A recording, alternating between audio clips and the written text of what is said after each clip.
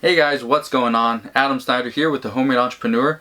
So today I want to explain to you why I continue to buy items that have a 2 or 3 star rating on Amazon.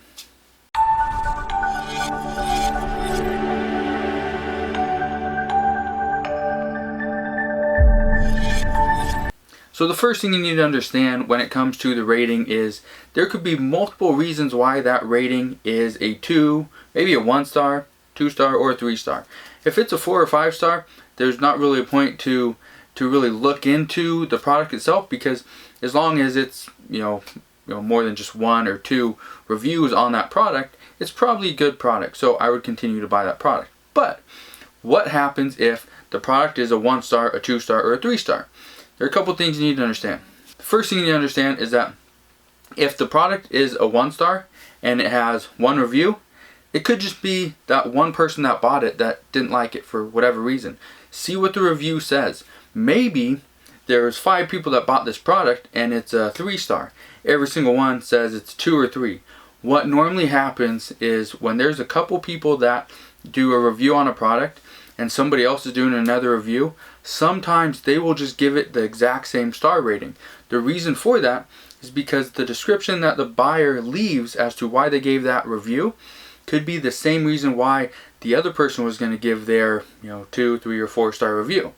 So look into that. Sometimes it's the packaging. Sometimes the packaging is just so off. Maybe it's a light bulb or something, and it came and it was crushed. They might give it a 2 star.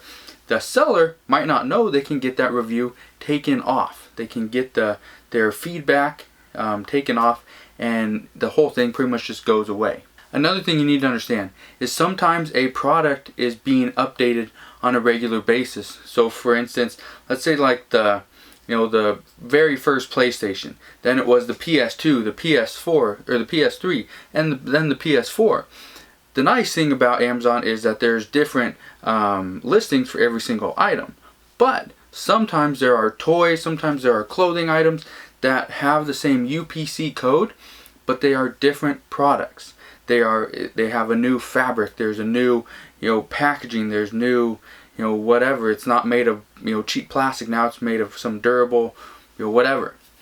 Things like that you need to look into, because if the review is 2.5 years old, or a year old, and the product has changed, it's not the exact same product, either you listed it under the wrong item or you're looking under the wrong thing. The UPC code and the picture do not match. You need to understand that as well. Just make sure what you are selling is the exact same item, in the same condition, in the same it's the same material. As long as you can understand that sometimes products are a little bit different, even though it's the same UPC code, sometimes the manufacturer makes it different. It makes it more durable, makes it a bigger item, whatever it is.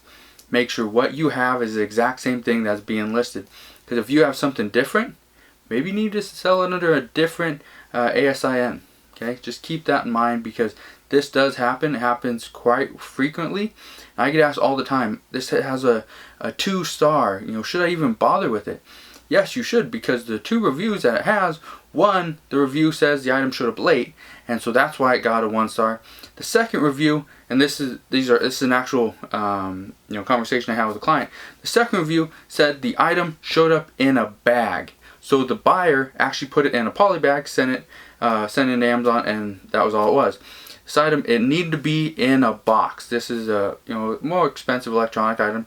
So when you're selling stuff like cameras or like printers or something like that, put it in a box. Don't stick it in the biggest poly bag you can find and send it into Amazon. Even though Amazon will accept it, once it gets to the buyer, they might not like it and they'll give you a negative review. So just keep that in mind. Do I buy items that have a 1, 2, or 3 star rating? I do.